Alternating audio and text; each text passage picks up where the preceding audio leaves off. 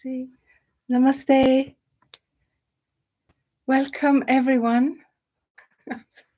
I'm so happy to be here with you. And this will be my last Tuesday, and I thought I would show up and be with you a last time. I sent out a newsletter last night, and I realized this morning, not everybody reads newsletters or open them or even gets them. So I thought I have to come on and just share a little bit about the changes, things that I wrote in that letter. What are these things?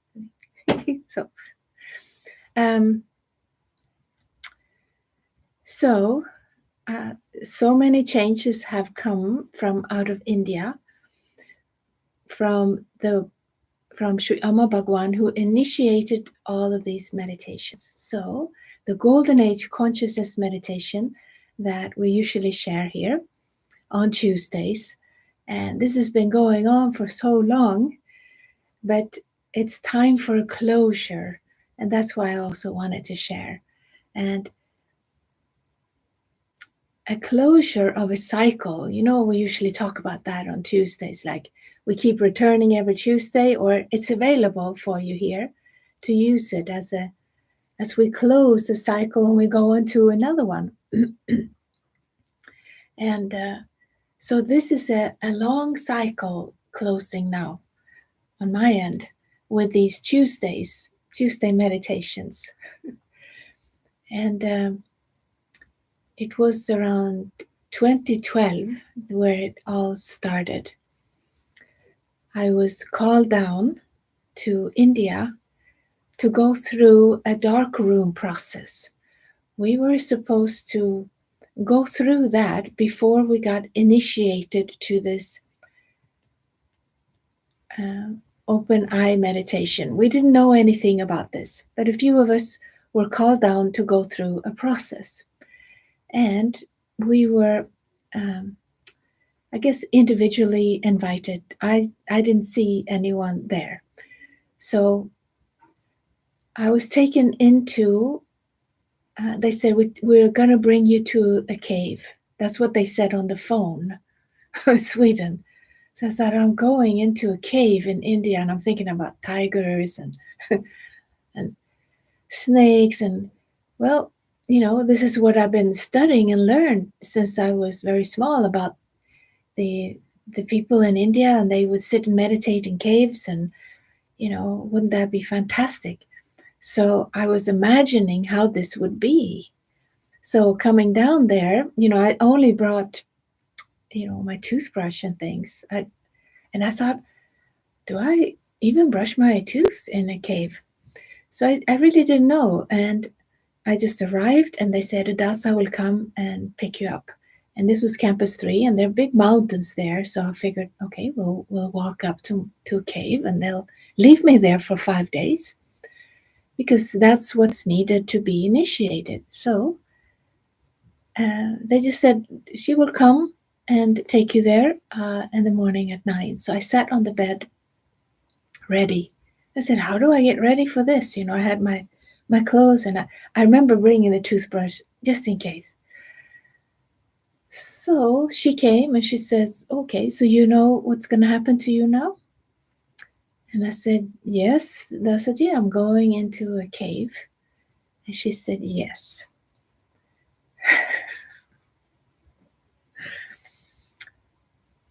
So let's go. So I followed her. And then she went into a building called F Block. And I was to follow her there. And I was thinking, oh, she forgot something on the way. And then, no, she took me into a room. It was completely dark. She said, this is your cave.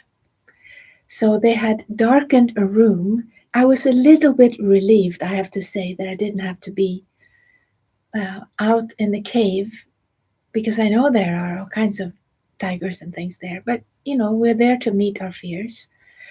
So this was the cave. It was completely darkened, this room. And there was a cot there. And she said, every 24 hours, I will come and give you a little handful of nuts, a handful of cashews, but that's all you're gonna get. And I'm just checking on you to see that you're okay. So that was the 5-day journey that started this whole thing with the Tuesday meditations. These 5 days, those of us who were initiated, we were called down in different times to go through this, to meet whatever fears we had, because they will come up in the darkness. And when you're sitting or lying down and everything is dark, and it's dark if you have your eyes open or your eyes closed. So after some time, the DMT in your pineal gland starts to produce your inner world. So it starts to show up, or however it works. But it was very much alive in this dark room. And I didn't know if it was day or night, or if I was sleeping or awake. It all came into one big adventure, you could say. There was all kinds of challenges that that came, and I was chewed up by a huge tiger. Actually came into the room. I guess that was the fear from the from the cave. Me thinking, how will I handle that? Well, he came, and these kind of experiences is just as real as you and I sitting here right now. So it's not imagination. It's different. It is actually happening. The inner world becomes your reality.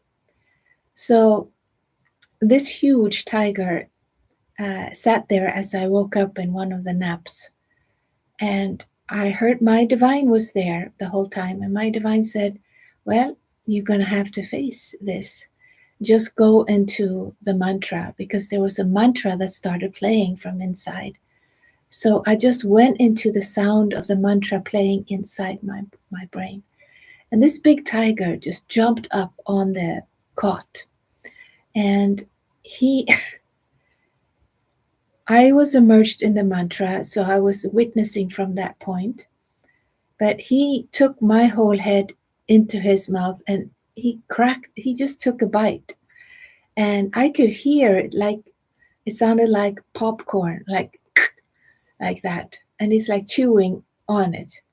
And just, I mean, maybe I shouldn't share. Maybe you thought this was going to be some kind of nice sharing. Maybe you don't want to hear this. But anyway, I have to share this, I guess. I didn't know I was going to share this. But let's just do that now. I have a big stuffed tiger here in my meditation room, my sacred chamber. It is my best friend. To be eaten by the tiger. So there was blood all over the walls. It was a big mess, but there was no suffering, and there was no fear, just an experience of the mantra that kept going. Om Doom Durgaye Namaha. Om Doom Durgaye Namaha. It's a mantra of Durga, and she rides on the tiger. So I was very happy to have that mantra with some kind of joy through the whole thing, even though it was awful to see it. And at the end of this, my whole body became the tiger, and the whole body jumped out of the cot. And even though I was aware I'm in this dark, small room in Campus 3, at the same time, I looked down at my paws, because my whole body had become the tiger, and the stripes, and it was running through the jungle. Even though I knew that I am in this room, but the experience is, and still the Durga mantra, just, it was such a joy. I was jumping, running.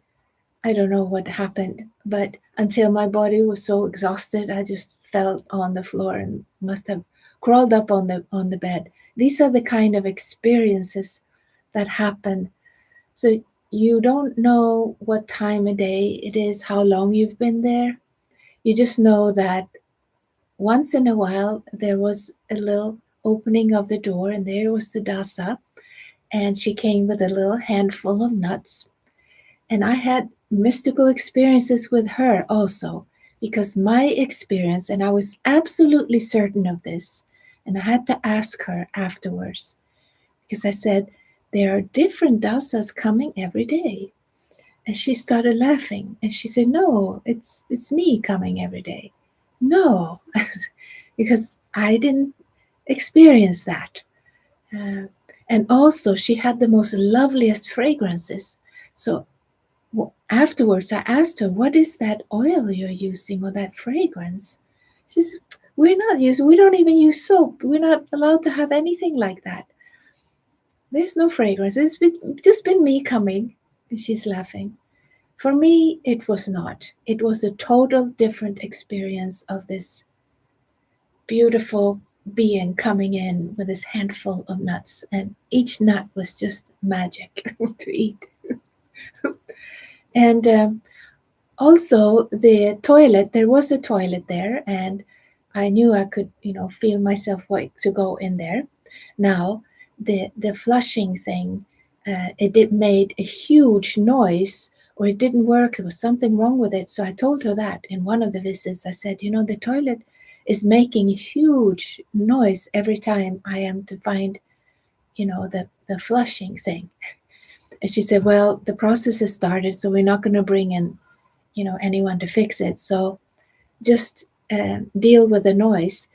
And I said, well, it's so silent here, and I'm in a different world. This noise just is very terrifying in a way. She's just smiling. She goes, you will work it out. So I realized it's a part of this whole thing, of course, because loud noises is one of the things I really don't appreciate, you could say. So what I did was, as I pushed that flushing thing, I imagined that I'm on a rock concert. Because to me, it was that kind of a noise. And I was doing the air guitar and just going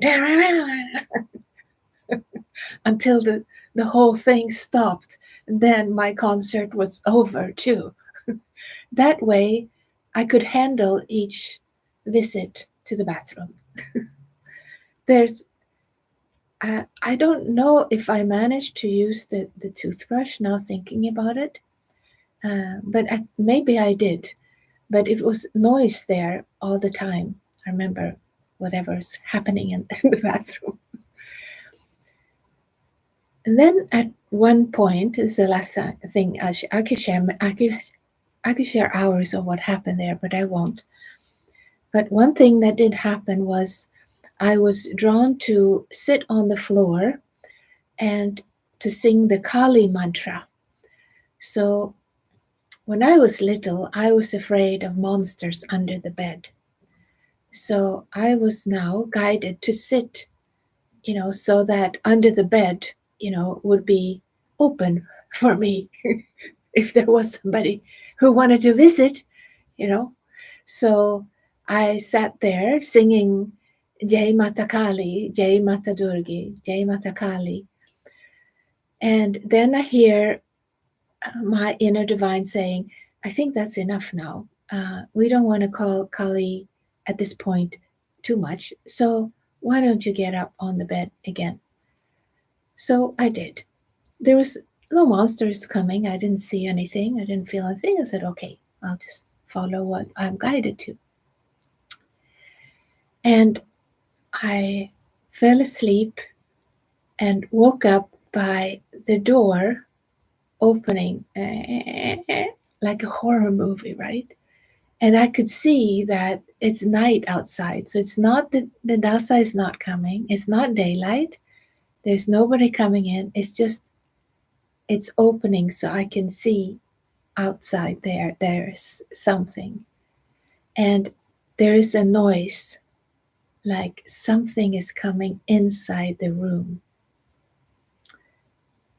Now the heart is like, and I was surprised to see my reaction. I don't know at what point in the process this happened, But I remember there was a remote, an air conditioned remote control that I could handle, if it's too hot or too cold. And I grabbed that remote control. I sat up on the cot, and I said loud in my mind's eye, because everything that is happening inside is happening outside. But this was happening outside. This was not an inner thing. It was actually opening.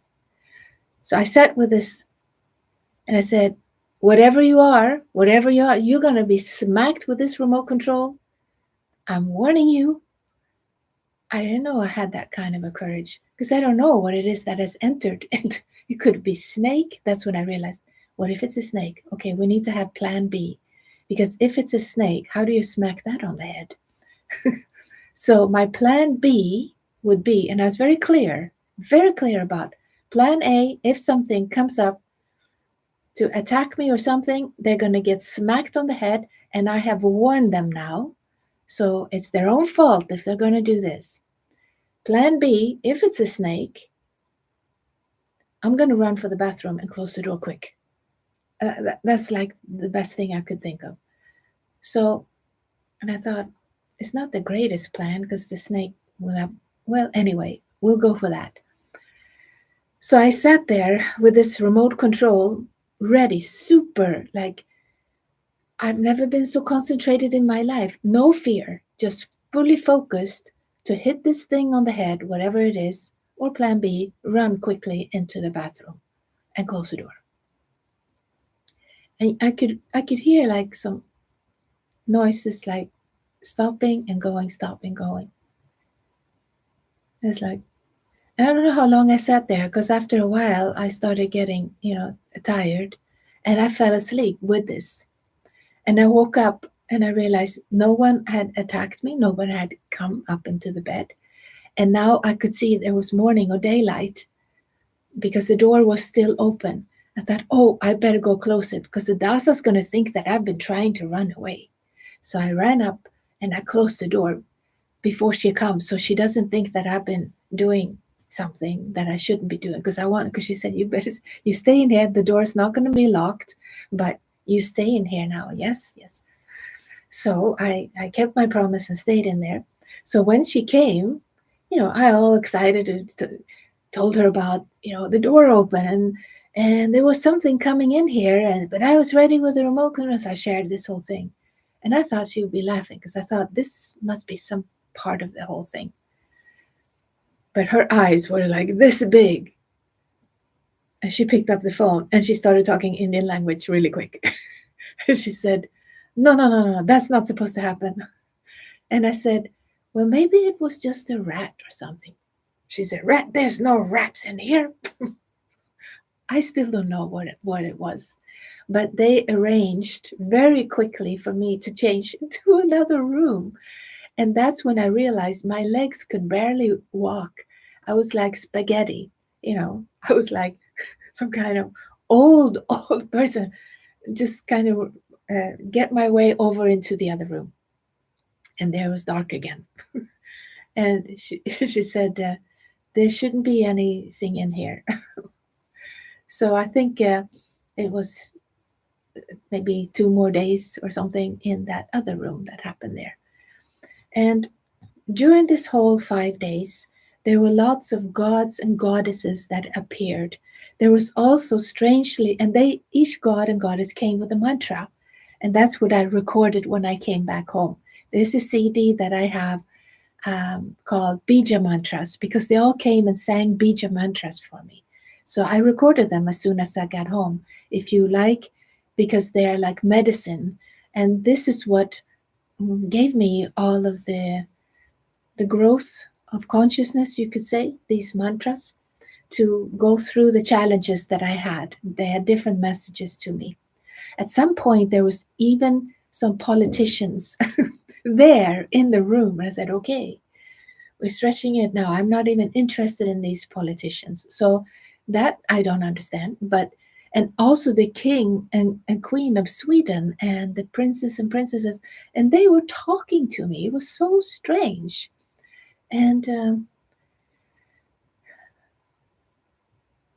Even stranger was when I came back from this experience. I had a satsang in Stockholm, Sweden, and as I stood there on Norrmalmstorg waiting for somebody, the crown prince came walking there. They're in real life now. So this is very strange for my brain because just a few days ago I was in India talking to these people in a dark room, and I didn't even plan for that or look for that. It just happened.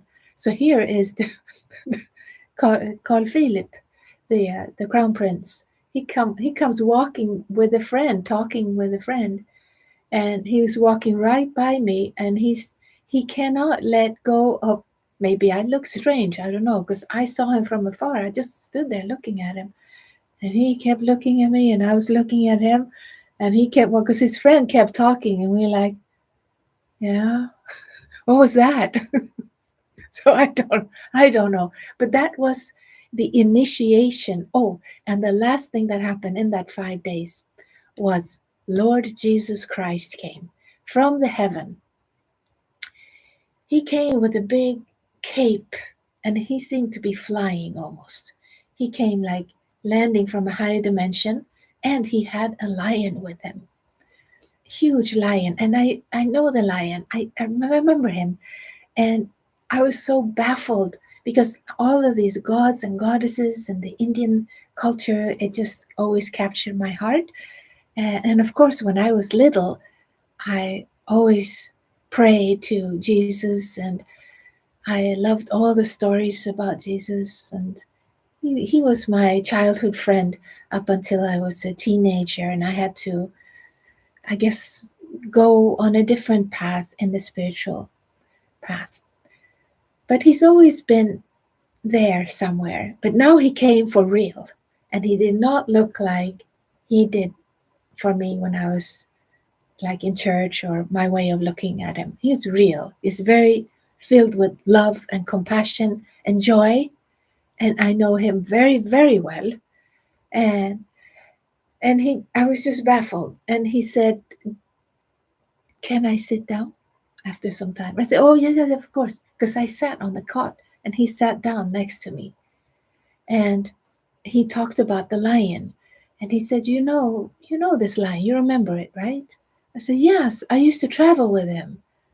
Right. So he gave me that journey again. I got to ride on the lion's back, and we went flying. We went back to Sweden actually because my children were at home. I was thinking of my children, and we had a babysitter, of course, or child caretaker, because they weren't babies. They were bigger, but I wanted to see them. So the lion took me to my house, my home, and I could see everything, and it was great. And then he asked, "Do you want to go to Hawaii?" I said, "Well, yeah." And he just took me everywhere. And when I came back to the cot, then Christ said, "I want to give you a mantra that can be helpful for you. It is a mantra for forgiveness. And you can use this whenever you experience a hurt, because forgiveness will be the most important thing in the years to come. Whoever has hurt you, you can sing this. It's a medicine for transformation." And it was a Ganesha mantra. And it was so beautiful and so powerful. It's also on that Bija Mantra audio CD. Om Gram Grim Graum Ganapataye Namaha. And he sang that and put me in such a state of gratitude that the brain don't know how to express that even. Then coming out from that, there was a dasa coming saying, "It's time for you to come out." I remember I didn't want to come out. I wanted to stay there. I said, "Oh, do I have to?" Because this is so beautiful and so lovely, what is happening here. And she laughed and said, "Yeah, you have to." So I was on spaghetti legs, I remember, coming out because the body is kind of not used to moving, except for the tiger running in the jungle. I was pretty much lying or sitting on that. So after that, coming out and to see the world after being in the darkness, it's quite an experience for the brain and for the pineal gland and the senses. All the senses were like alive. And then I was going for the initiation. It was me and the Italian meditator. It was just the two of us in this big oneness temple to be initiated. Everyone was at different times being initiated, but I remember it it was the most unreal experience. So the initiation happened after seeing within like that. And then the meditation at that time, it was going through the eyes. It was called oneness meditation. Then they changed the name to divine light meditation. Then I think it was changed to Supreme Light, or maybe it's different initiations. I don't remember. It was probably true. There were different initiations. Yeah, that's how it was. For me, in my brain, I just feel now it's called this, now it's called this. It is just my divine coming through the eyes. So for me, it's different. It's just the divine. So the divine wants to do this upgrade. So this will happen. So the last initiation was then for the Golden Age Consciousness meditation that we've been doing here on this channel for some time. I have been on live stream. It was a platform before for many years, and then I changed to YouTube. So now all of these meditations and initiations, there are many more initiations and meditations and programs that we as oneness trainers have been educated in, but we are now stop doing that because we're moving into a huge shift coming from next year. And we, Amma Bhagwan, who are initiating these meditations and initiations, they are dedicated to the freedom of humanity. So it's not just for a few people that they're interested to help, but their mission and vision is a grand one.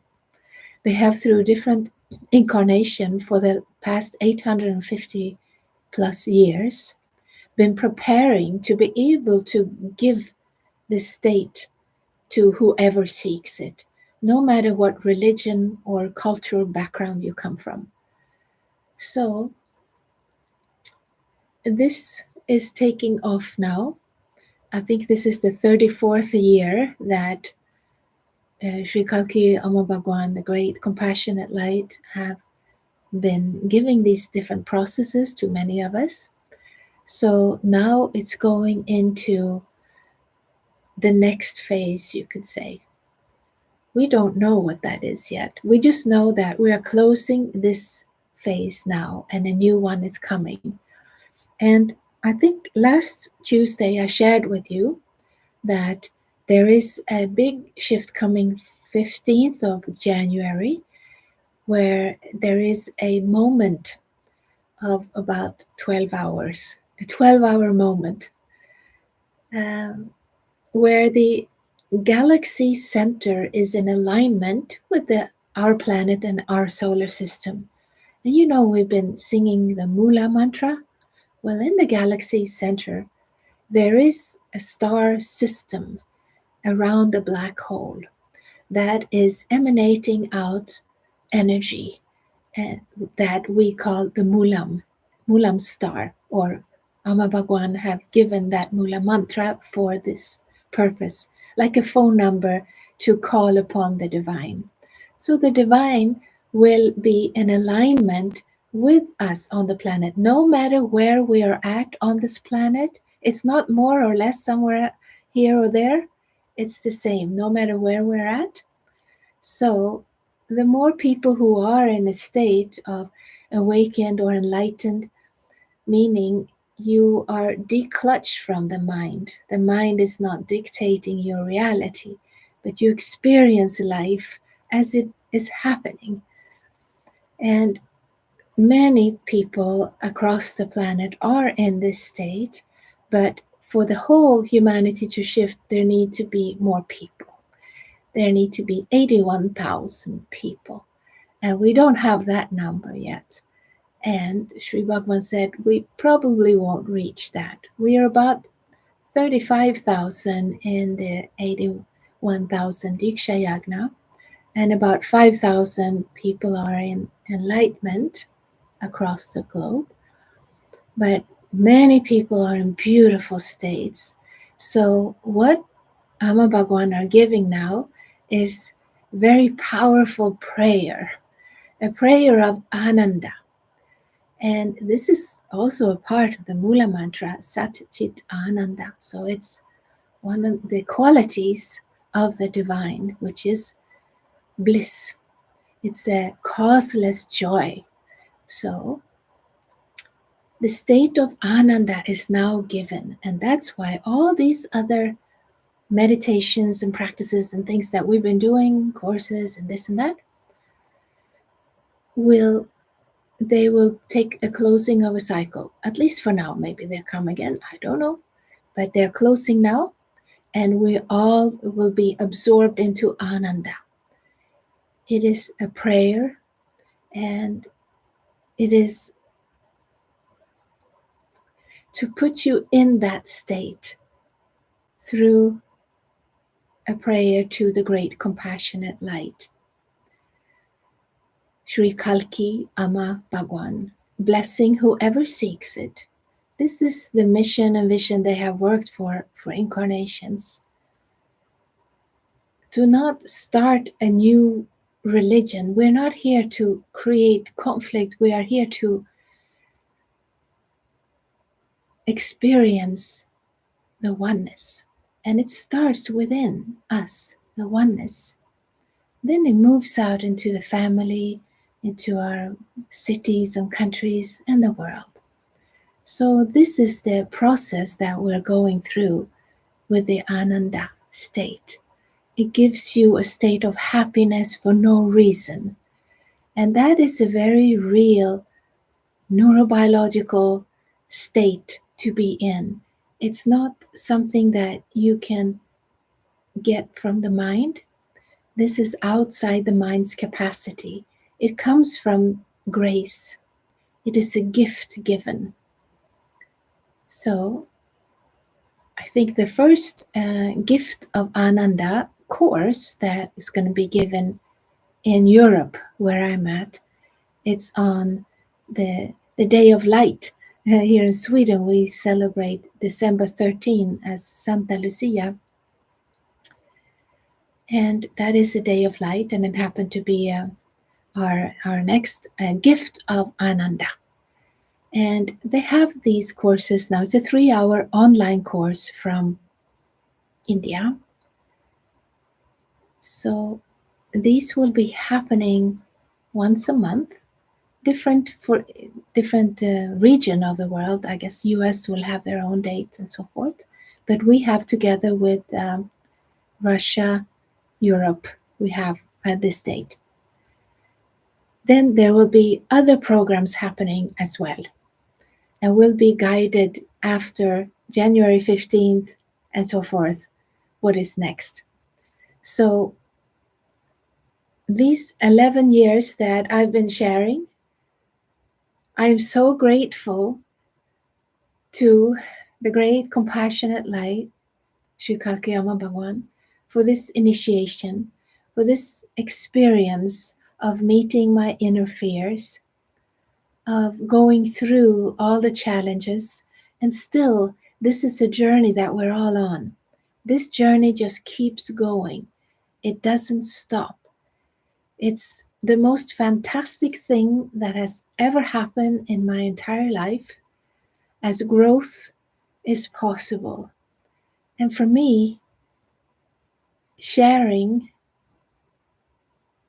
is also a way to help you grow in your consciousness. Sharing and gratitude, that could be something if I am to give some kind of tip or advice to close a cycle. Like if you have received something, to close that, you share, and you share your gratitude. You can share your experience and you can share gratitude. That way, that cycle is closed. It's come to closing, and a new is beginning, like a spiral. So that's how we keep evolving in our consciousness, ever growing in spirals. If we remember to say thank you and to express and to share, don't be afraid to share your experiences. And don't be afraid to meet whatever challenge comes your way, because that's how we grow. How else are we going to grow? So I was contemplating today, what is the most profound thing that has happened in these 11 years? And by far, the way Amma Bhagwan teaches is very different than from other paths. I've been a spiritual seeker since I was 3, seriously. And when I came across the oneness path, it all changed because their way is, can I say, waterproof? It's just that some people just don't want, are not ready for it, because you have to meet your truth. Don't be afraid to see what is true inside you. It's between you and your divine. See the truth. And this gift of being able to embrace whatever is happening inside, that's what keeps this cycling, this spiraling going. Because you keep learning and growing and you're not afraid. And the tiger, that's why I have this big, huge stuffed tiger in here. And of course, this little, he thinks, you probably think you're a tiger, huh? Same color. It is meeting that. It is a symbol of don't be afraid. Keep growing.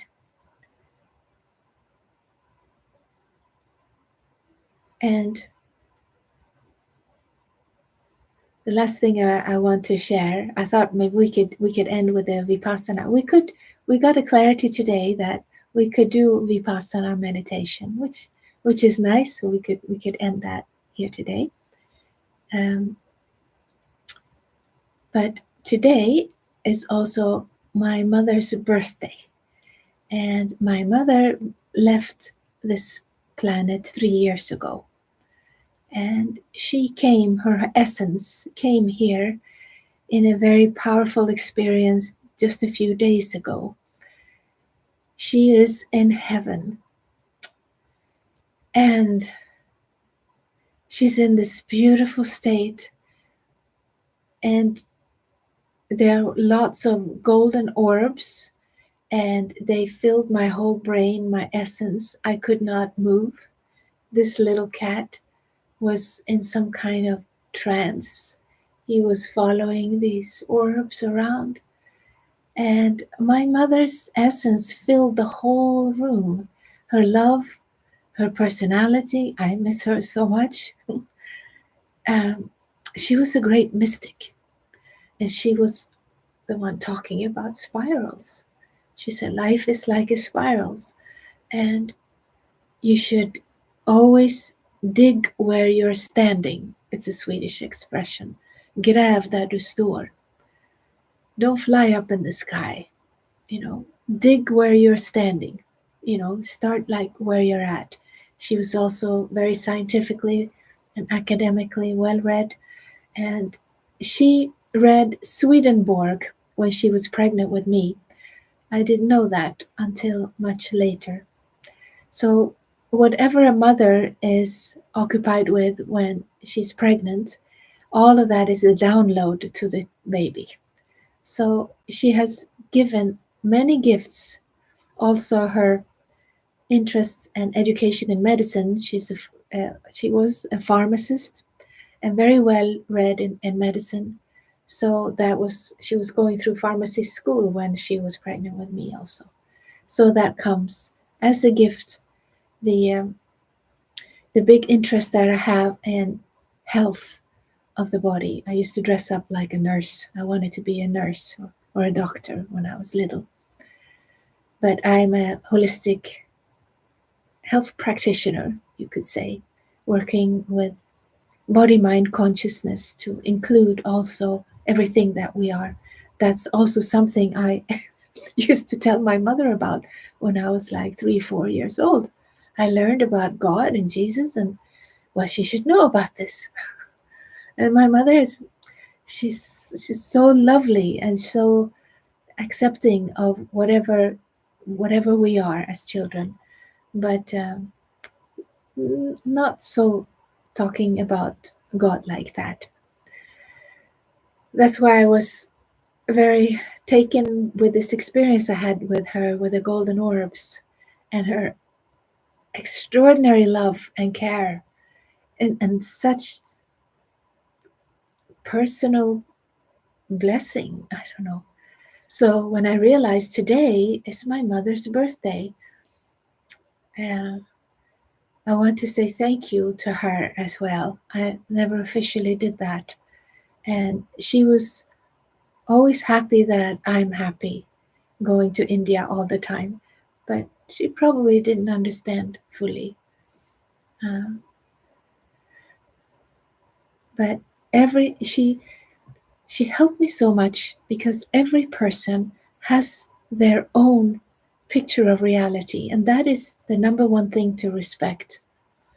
That's what I realized when I met the avatars and I started my journey and the seeking stopped. Up until that point, I tried to convince my parents, definitely my mom, about development and consciousness and this and that and God, and she should know about this. And she was trying to understand what I was talking about. And when I came into my own experience of divine intervention, when I met the presence for the first time, not just reading about it and having glimpses of it in meditation, but an actually alive experience of it in 2002 that has stayed with me since then. The first thing that happened to me is put down the effort of trying to change everyone. Like Bhagwan said, everyone's walking around with a hammer and a screwdriver trying to change everybody. Like, who could I work on today? That was me. I would read and write about everything to everybody. So you hear me sharing, but sharing here and sharing on programs, but it's always only for people who want to come and listen. You'll never hear me talk like this with my family or friends or whoever is not interested. It's not for me. It's not some kind of a knock knock on door, let's go all move into this. No, everyone has their own timing. And I had a wake up clock happening there in February 2002. I was called. So I'm thinking, how could you possibly arrange such a call for somebody? You could only make it available. That's why I like the fact of being on YouTube, because if you have a wake up clock and you're supposed to wake up and you have no idea what this is, you happen to come across this channel. So that's my way of making it available so I could serve this way. But my way is not to knock on people's head and say, wake up, or their door or whatever. It's just, I can't do it. I used to do that, you see, from age 3. And all the trains and buses, I would tell everybody about baby Jesus and about the apostles and the angels, and have people, have you heard about this? They called me the little priest. I would sit like this. I would sit very serious. I would pray for people, and I would say, "Thank you, God, for the food." Even when someone gave me a little piece of candy, thank you, God, for the food. My mother was like, can we lighten up a little bit? But See, I did that up until oneness came in. I said, we're not here to change the world. It's so strange because it's a paradox, right? Because in a way we are, but it is through our own evolution and consciousness that we can change. We can never change by walking out there and talking lots of teachings and this and this and this. What I could do, and this is also what when I met the avatar and person in the personal darshan first time or the second, then I said, well, maybe I meet so many people. Should I say something? I have nothing. I don't know any teachings. I don't know anything. I'm just experiencing this. And he leaned in and said, teachings is very dangerous. It's like the signs of the cigarette packs. It can kill you. See, if you just walk around saying a lot of teachings and it's not your reality, see, the mind will get to it, it'll kill you. So he said, no teachings for you. Instead, share your experiences. And you can sing mantras, you can dance, you can do all kinds of things. But this is a horse and a carriage. The horse comes first, meaning the experience, the power of grace comes first. Then the teaching comes in the wagon afterwards, meaning you have a clarity and understanding of what has just happened. So that has been my path through these years, and it still is. I have to just throw myself on the horseback and just ride through whatever experience is given. And then there will come a teaching that you can put it into your life, saying, oh yeah, it goes in there. That's why on Tuesdays I usually have a teaching to contemplate. And this is one of the Amma Bhagwan's teachings that I read.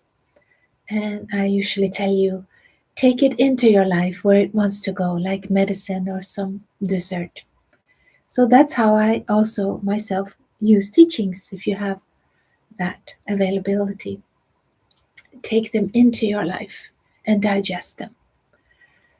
And of course, that state is a gift given to us where the mind is not dictating your reality. You start living life in a completely different way. And this is a neurobiological shift. And we're going, I think, fast speed. I think these horses are going to gallop pretty fast now. That's what I think. So I'm going to take these December weeks to just buckle up and also make sure to give time for closing of cycles. It's important. When one cycle is closing, it's nice to do reviews, to do like a life review, just like we do when we meet the light. This light that Amma Bhagwan talking about, it's not some kind of light that they made up or, oh, I wish there was, I think there is. No, there is such a light. And everyone who has gone through a near-death experience have shared about this light. And, you have heard me share about that many times. So that was before I met Amma Bhagwan. It was 28 years ago that I went into the light. The heart stopped. And twice I met the light and the light beings that came out and said, it's not your time yet. So we do get a life review. And the second time I came, they showed me, but they erased the memory, but they showed me the blueprint of what is to come. And they said, have you completely lost it? Have you forgotten why you are incarnated? And I'm like, well, no, I think I'm supposed to go into the light. I'll try to convince them. Because, see, when you see this light, it's the most beautiful experience you could ever have. It's like it's love is not, what can you say? It's, you just want to be a part of that. So don't be afraid when the time comes for dying, even when your near and dear ones, it's something beautiful happening. And I can just speak from my own experience. They had to throw me back in the body. One of them, he picked me up and it's like, you're going back. Uh, and they have come physically. They came, last time I saw them was 2018, when I was about to pass again, because I was not treating my body correctly. I was not giving them the correct food, I think, for this body at least. So they came and gave me the same light beings that I met back then. They sat in the bed. So they are real. The light is real. The light beings are real. And they are like looking after us. But we are supposed to be here. And they said, you're the one of us in the biological body. Learn the laws of living in a biological body. That was the message to me. And then they put on, the next day, they put on a YouTube channel of a doctor I never heard of. And that started a new rabbit hole for me to find health, because I realized that, yes, we are not our bodies. So I didn't really pay attention to my body that much. I just, I drank green tea and just eat fruit. I'm fine with that. But the body is like, hello, I'm not doing so well here. So I learned laws of living in a biological body and that we are responsible for this body. So that's also something I am passionate about while being still in this body. I learned some of the biological laws that goes in alignment with body, mind, spirit. So you will find some of these courses I have made online available both in Swedish and in English. Quite extensive courses, and there will be more of that, I'm sure, but they call Oneness in the Body.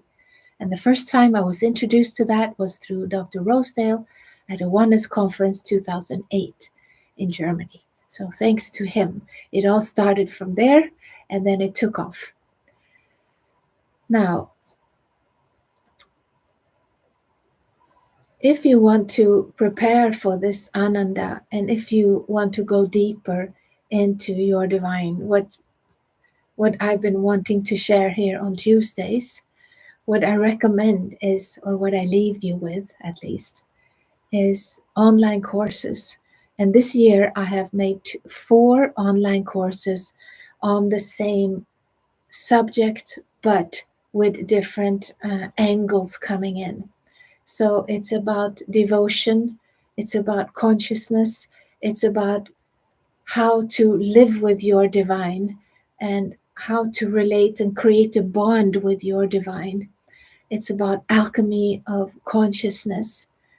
And the last one, which is about devotion, a fast track into evolution and consciousness, thinking about the spirals. I just had it live the other week, and we have hurried up to get it on to the web shop. So it's now up on the web shop. So if you want to deep dive before January 15th, if you feel like you want that little extra help, then these courses are there for you. And I hope that I will return. I enjoy so much being live with you and to read your comments and to feel the connectedness. Also, when I do give an online course, it's very nice, those of you who join me live, but I always record it. So if you miss it, then it's also available as a product in the shop. So of course, I have made many courses over the years, and they're all there. Also the audios and the CD that I shared about now, Bija Mantras from the dark room process, it's also in there in the shop. So these are available. So while I'm disappearing for a while, at least if you want to take part of that, you're welcome, and it's also helping me to stay alive. And well, I can't believe that I've talked the whole hour. I thought this would be 5 minutes. Okay, let's close our eyes and just relax in the body. Allow your body to feel heavy and relaxed. The feet touching the floor. Relax your legs, your hips, your pelvic region. Relax your belly, your stomach. Relax. Your whole back, your spine. Relax. Your chest, your shoulders, arms and hands and fingers. Relax. Your neck and throat. Relax. Your whole head and your face. Relax.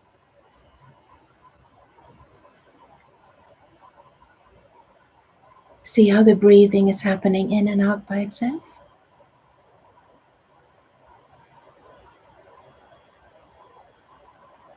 You don't have to change anything. This, what you're doing right now, is called a Vipasana, keeping your eyes closed and the body still, following the breathing that is moving in and out by itself. This is the most powerful meditation you can do, because you can see your inner world. You can see what is happening instead of being occupied with all of these things in the outer world. The shift starts happening when you start doing Vipassana. You can do it every day for a few minutes or longer. There is a guided Vipassana on my website, AnetteCarlstrom.com, a guided with some music background. You can also do it yourself, just silent, and you can move into your heart and connect to your Antaryaman, the indweller, the presence inside your heart.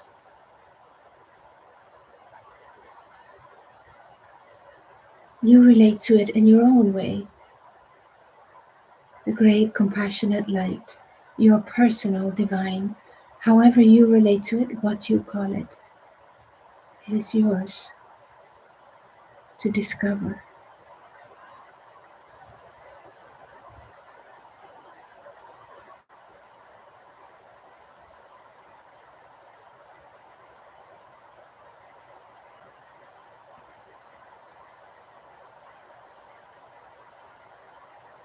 So we'll end with a blessing of gratitude through a sacred mantra. You can just take it in as a blessing, or you can sing too if you like. My deepest gratitude to the great compassionate light that is fully alive with us here on the planet, Sri Kalki Shwama Bhagwan, guiding us, taking us into the field of oneness, where all of humanity has the potential to awaken in their own personal way.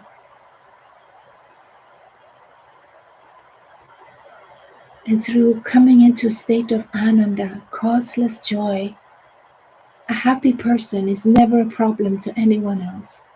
It's not about starting a new religion. It's about discovering that Ananda inside. We're going on a new adventure. A new cycle is beginning, and we're giving gratitude for what has happened to us in our lives so far. We're closing this cycle and we're closing this year with deepest gratitude to our divine that dwells within, the great compassionate light. Thank you.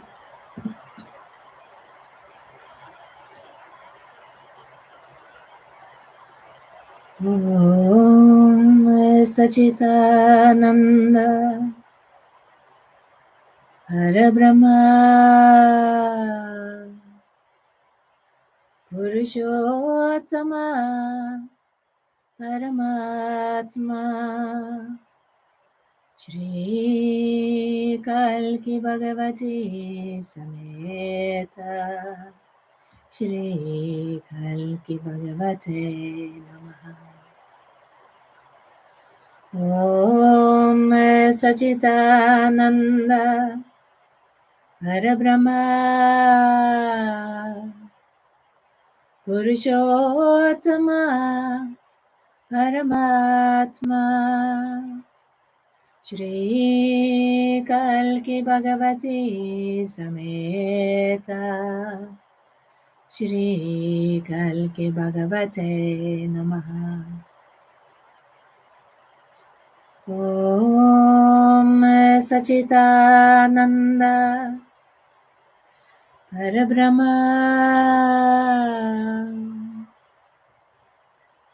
Purushottama Paramatma Shri Kalki Bhagavati Sameta Shri Kalki Bhagavate Namaha. Shri Kalki Bhagavati Sameta Shri Kalki Bhagavate Namaha. Shri Kalki Bhagavati Sameta Shri Kalki Bhagavate Namaha. Shri Kalki Bhagavate Namaha. Shri Kalki Bhagavate Namaha. Om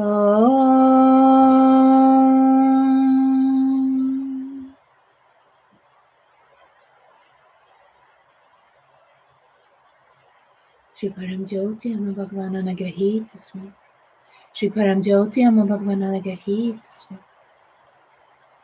Anagrahit Smi. Anagrahit Smi.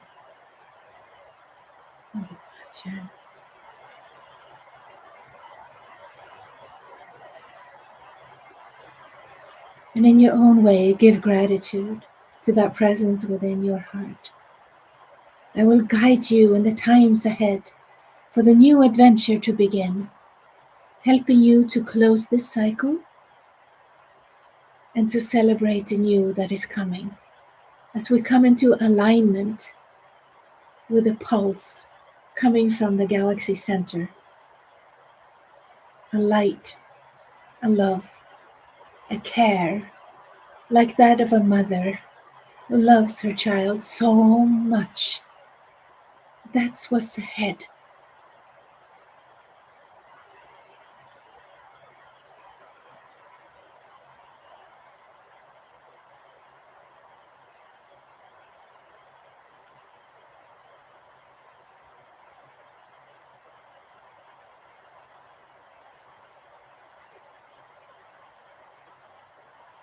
And when you feel complete in your gratitude, you take a deep breath and open your eyes in your own time.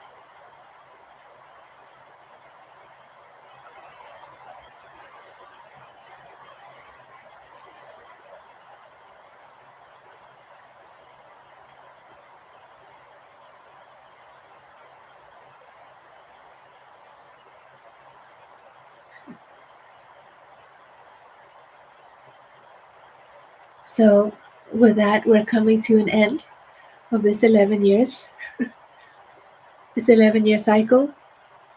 I usually say we're coming to an end of this broadcast this week, but I never thought I would say that. We're coming to the end of these 11 years, and a new cycle is coming. I'm so grateful that to have journeyed together with you all of these years, whoever has been journeying. Maybe you've been coming and going. That's what it's for. I love that. I love the freedom of this. I love not belonging to anything but having your own path. And this is what the Oneness Golden Age movement is all about. And that's why I am an organizer and a translator for that. Whatever course Amma Bhagwan are doing, I'll be there organizing and translating for those who needed that. That's my love, my passion, and together with health. So um, I keep giving my treatments, and I give private sessions as well. If you want to have a private session, you're so welcome. I love taking part of your journey and traveling and journeying with you. Thank you so much. Thanks for all your love, your kindness, and from me and the little cat, we're signing off. We're signing off. Thank you so much. I will let this one stay up because I haven't given any meditation. So I let this, even though it's long sharing, I let it stay in case there's some part you wanted to hear again, or someone is saying, "What happened to her meditation? I didn't know." Well, here's at least I told you somewhere. It's on record, right? Yes. Bless you. Okay. Bye for now. We'll see you next year. Namaste. Thank you. I will read your comment. I always do. Thank you.